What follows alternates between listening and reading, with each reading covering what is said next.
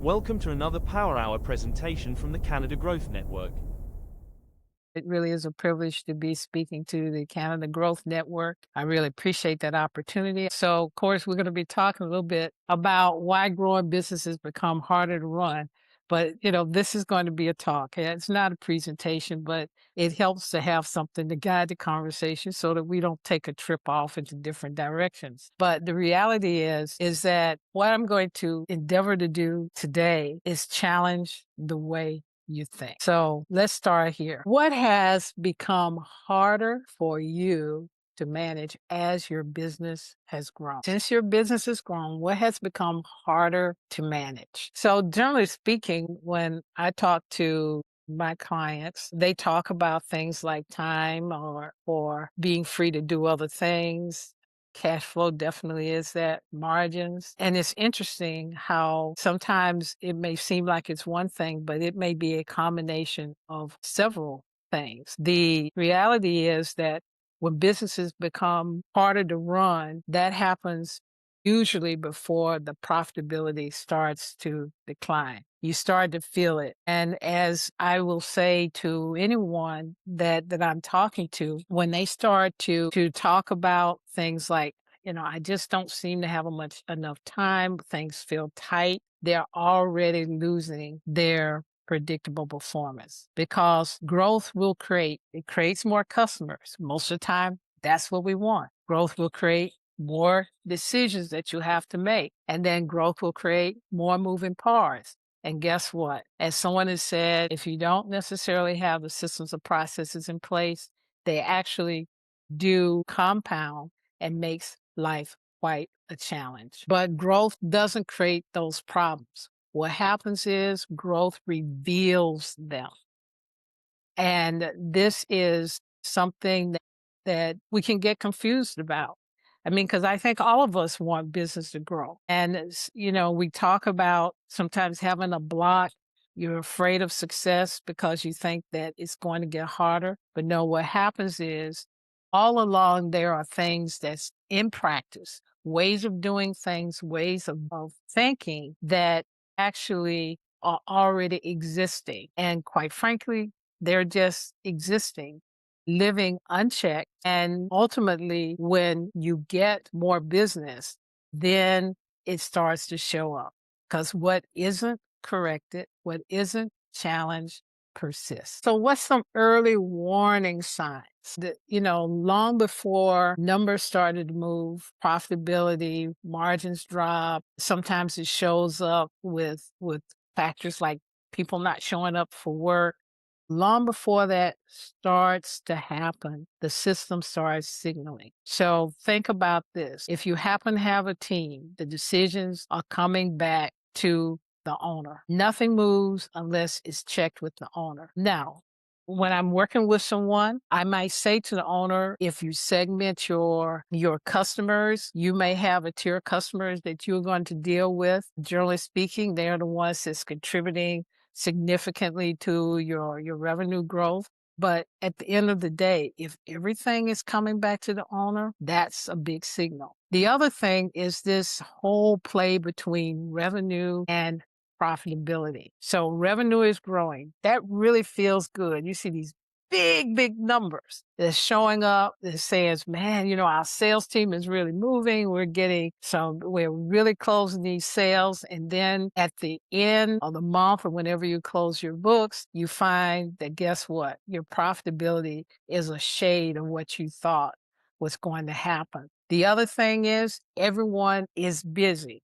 Yet nothing seems to get done. And that is probably worse than anything because you can really burn out a team. You can burn yourself out because you don't see any ROI on your efforts. Teams fix today and creates tomorrow's problems. Now, this can be very subtle because sometimes what happens is when you have really good people in your organization, there can be challenges in the operation and they solve for those problems. They solve for them. We get used to them, but tomorrow it becomes a problem because what happens is you don't have one operating system. You have an operating system for every brilliant person that has an idea how to work around and get things done. Now, that can be kind of like, you if you want to have an entrepreneurial spirit in your business, that's fantastic. You want people to bring that kind of creativity. But by the same token, you will want to avoid having 10 or 15 different ways of doing things that really can affect the outcome, the results that you bring to your customers, the level of the customer experience they get, the quality of the products you produce, and ultimately how quickly you get the right things done in your business. And then small interruptions. I mean, really small things. And you find yourself asking, why is it? Why is it this keeps coming? And so why can't someone else? I think someone else has the capacity to deal with this. Why isn't that happening? And the problem is that they're not isolated. They come. And over time, what happens is you start to see them as signals, and it becomes a pattern in the business that we need to observe. So ideally, one business moving in one direction is really, really focused on different areas of responsibility. So you see here where you're talking about customers are one, value is delivered to the customer, you generate profit, people get led, and the work is organized. And as the business grows, what happens is these areas start to affect each other more and more. Now, as a solo entrepreneur, you might be able to move kind of seamlessly through these. But as the business grows and you start realizing you need different resources, other resources, and different parts that's involved in these activities, start to thinking about what they need to do in order to deliver these areas of responsibilities, then they start to collide. So predictable performance comes from aligning these parts towards one business outcome. It's not growth, it's what growth reveals in your existing system. So I call those 5 areas capabilities that exist in one business, and it's very active. And when you see these, it's 5 boxes, but it's everything that goes in each one of those circles. When customers, you're talking about things like the customer journey, you may have the marketing, what you're doing, might be the sales, but all of that is happening depending upon your business model, and they're operating on an objective. By the same token, you have delivering value. What does that mean? If you're manufacturing, you know what that means. High quality products on time, throughput is smooth. You make a commitment to a customer and that product is sitting on their docks when they want it. Organizing work. If you have a manufacturing operation, is it a line manufacturing setup, or is it some other design? Or if you're doing I have another service-based industry, how is that work organized to be sure you achieve the objective, the desired outcome for your customer? In the meantime, that the way you work is consistent and clear, so it doesn't become a new experience every time you get a new client. And of course, you're leading people, and leading people is certainly more than simply saying you go do. If you really want to have an organization that is functioning well together, this leadership component can be huge. It's the decisions you make, is how you engage people around the work that needs to happen. It's your ability to listen to them and to unleash their power, and that power, their ability to think and to be creative, and do it in such a way that they get to bring the best to the table in a process that really supports the business objective.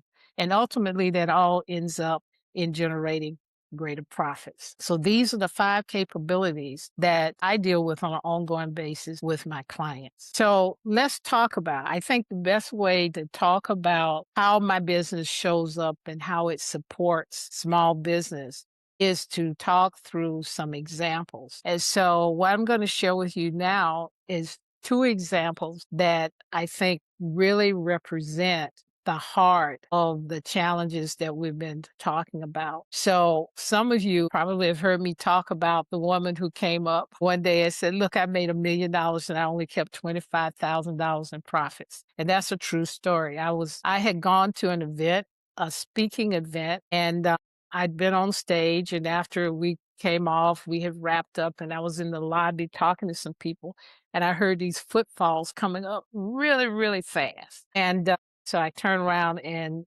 there in front of me was a woman who said, "I really, really had to talk to you. You know, after I heard you on stage, listen, I need to have more customers. I need to close more sales. And if you can't do that for me, it's no need of me talking." I said, "Well, tell me more." And that's when she said, I made $1 million last year, and I only took on $25,000. And I said, "Ooh, well, that was a big change." And so I asked her a couple of questions, and we ended ultimately spending some time together to kind of work through what was happening. Now, there were several things that was going on in her business, but for the purpose of this conversation, I want to narrow it down. It was a translation company. It's a services company. She had 4 people working in the business, herself and 3 other people. One was an administrative, and then she had 2 translators. And so they had a very brisk business here in Switzerland in the area. With the NGO community, there's a lot of work that happens in that space as they actually do translations to deliver training or other activities that they have to deploy to, different countries in the missions of some of these NGOs. There is quite a collection of multinationals here. And if anyone in the US, for example, is preparing information that needs to go out to their global community and it comes here to Switzerland and they do it in French, actually that has to be given to a local translator to make sure that the translation that has been used really serves that local workforce. It has to be in the local language, and it does not translate point by point. And I've seen that happen time and time again, and it really erodes the employee engagement and the understanding of the local team when things just are not communicated in a way that really fits with their culture and their understanding. So this was not a small operation for 4 people. So they were quite busy. But the challenge was that despite how much they were bringing in, revenue was not becoming profit. That it was a huge drop that you can see just, without any knowledge. And the answer wasn't growth. It really was not getting more customers. Not to say more customers would not have been wonderful, but for this particular situation, it was really not what was happening. What really was happening is there was a lack of commercial operating discipline. And what I mean by that is the realized value of the work just didn't happen. So, for example, new customer come in because there was no standard approach in the way they intook customers, the way they set up their offers and how they approach their individual offers, their pricing strategy. Everything was a new adventure. So someone would come in and they would have a project that needed to be done, and it was going to take 100 to 200 hours. It might be undercharged, or they may have another project that came in and it had scope creep, additional work that was being done beyond the scope of the standard, the standard of the statement of work, and ultimately they basically was leaving that money on the table. In fact, one that I looked at, they had lost 10K on that one project for out of scope work. Okay. And so sometimes it's missed money, sometimes it's money that's never earned. But ultimately, when you have ongoing expenses and other things that's dipping into the revenues that you're generating, and you're either missing money or losing money, ultimately you end up where this client landed. The ultimate result, and once we got in and we created some commercial discipline, one, we also worked on how she paid her team, because she was asking people, "What do you want?" So someone would come in, "I want X." Someone else would come in and say, "I want X." And so actually, even in paying her team, there were big discrepancies that were not aligned to the market. We had to bring discipline even in that area, and also to help that owner to understand that that operational discipline needed to come from her and from her leadership. So there was even some mindset work. Ultimately, with the changes that we made with her, we came up with on the average between five and $7,000 per engagement, improved performance from a income, from a revenue generation perspective, which ultimately dropped to the bottom line. Now, in terms of how she was paying the people, that was actually addressed over time, because once you give money, once you pay people money, you generally don't take that money back. It becomes a fixed cost for your business. So as people left the organization, then she normalized the compensation so that it was more in line with the market. So I made $1 million and took home $25,000, gradually changed. We found about 50K in the first 6 months. And the last conversation I've had, because, once you're my customer, you're always my customer. The last conversation, when I spoke to her, she says, "Thank God I found you."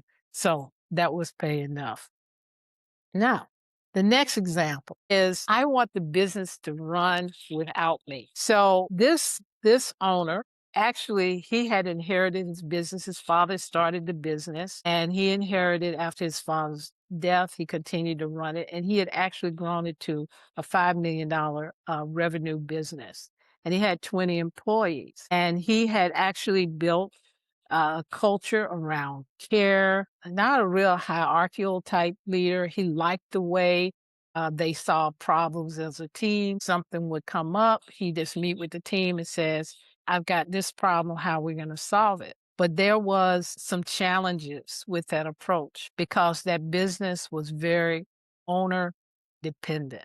And when I say owner dependent, what I mean is this. When he left, important things didn't get done, sometimes for 2 or 3 weeks at a time. The other thing that happened is there was a lot living in his brain cells. So he would come in and he would look on a shelf out in the shop, and he would see that there would be a component or a piece of equipment or something, and he would see it out on the shop floor. But he knew he had that same component or equipment somewhere, usually in his garage at his home.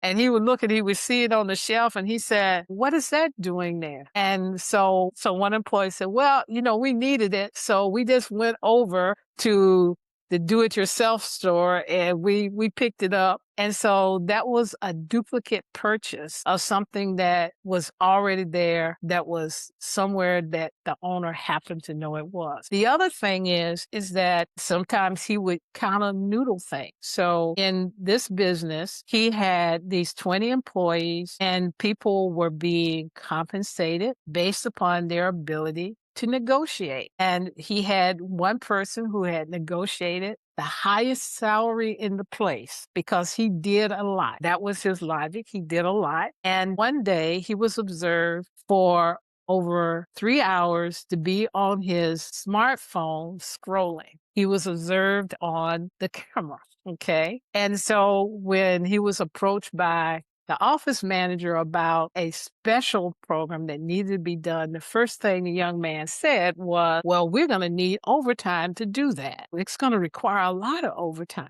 But because she had observed him scrolling on his smartphone, by the way, over multiple days, it was something like a whole work day, she was able to say, "Well, no, I think you have the time, and let's arrange your work schedule accordingly." So it was those kinds of things. And the owner, nothing was necessarily happening because people were relying on the owner to show up and make these decisions. Now, one of the things that was a big breakthrough was that we protected a little over 1,000 a day in revenue streams. So part of the process, part of the work that I did with them, besides some other things around structure and organization and right roles and responsibilities in place, is I went through every revenue stream to understand its margins and performance. And they had one revenue stream that seemed like it actually produced about 40% of the revenue, very high revenue, but it also had a huge concentration of labor. In fact, almost 2/3 of the labor was in that one operation. That presented one opportunity. But the real opportunity was this. They had one stream and they had one worker that worked that particular operation. And when he was away on vacation or he was sick, the operation didn't run. His logic was it wasn't a lot of flow that went through, but what they weren't looking at is for that one operator and one operation, it was generating a heck of a margin for the business. It was far more profitable than the one that was producing 40% of the revenue when it run. And when the equipment broke down, it was sick. So it's two things happening. When the person was away, it didn't run. And if equipment broke down, it didn't run. And just on that operation, they lose $1,000 a day. So when we were able to look and see that dynamic, we shut that down. And that tight feeling that that owner was telling me, things just feel a little tight. He was able, without adding anybody, but simply through cross-training another person and having a backup and putting in a preventive maintenance scheme so that these type of critical components didn't break and the equipment set down, made a huge difference in the performance of that business. The result was that we were able to protect the revenue. The business became more resilient. And what was so good is this owner actually took that analysis and he took it to the team and he showed them how their particular contribution in those revenue streams would make a difference for the business, for the growth and the stability. And one day the owner, when we were doing our regular follow-up, we had a conversation and he said, you know what? I've been away 2 weeks. He says, when I come back, everybody's working. He said, I don't know whether I like that because he was so used to being the center of attention. And he said, that feels strange. He said, nobody's waiting for me to be there. And so he actually achieved what he wanted to achieve. And he ultimately settled out and he felt good about the outcome. But that also shows how much this owner dependence can be a function of how the owner, him or herself, is thinking. So we have both businesses and they had the same things in common. Owner focused on symptoms, the business revealed the problems, and then small improvements compounded into large results. You notice I didn't talk about everything. We didn't do everything. We didn't try to do everything. We tried to focus on 2 or 3 things that were really going to move the business forward, improve that performance, improve the profitability in incremental amounts that would compound and it would add up to something big. Profit always follows performance and performance always follows capability. Those 5 areas are essential areas for running a successful business. You really want to make sure that that performance in those areas are as high as they can be. And sometimes it's just not enough time for that owner or founder, or even if they have fractional staff, to really get into those details. And that's where someone like me comes in and can help do that for them and actually come in and do the diagnosis and help them prioritize. And then in some cases, actually execute some things to really make a difference in how they're performing. So now, what might what you're doing, your business, be telling you about what's going on? What's making it harder? If you think about what's in your business that your business is trying to tell you every day when you wake up and you're thinking about what's ahead of you and you're facing with a little bit of dread, just tuck it away. And when you get a moment, think a little bit more about it, because at the end of the day, it's not about the diagnostics. It's not about a framework. It's not about a tool. The whole idea is to help owners and founders and leadership teams to bring the enjoyment back into leading their business. And you bring it back by doing those capabilities well that drive the performance and drive the profitability. And to help owners and founders and leadership teams to do that, I have the Profit Pulse Snapshot, and that's a complementary next step. And it's about continuing the conversation. So if you realize in those moments of reflection that we've had that, yeah, there are some things that's making my business harder to run than it needs to be, the Profit Plus Snapshot can help you, because what it does is you can come with one issue and plug it in to this app, and it'll look at the impact. It'll look at what it would take for you to really address it and give you strategic starting points. And it is a real result that can help you really start seeing your business differently because it says these are places where you can look. So with that, I'm Fran Strickland. Here on the screen are some QR codes for LinkedIn and for you to download the Profit Pulse snapshot. And it's my absolute pleasure to be with you. And I hope that you're able to walk away with something that tweaks the way you've been thinking about your business. Thank you. Thank you for watching. We host a free to attend session every Monday from 1 to 2 p.m. Eastern.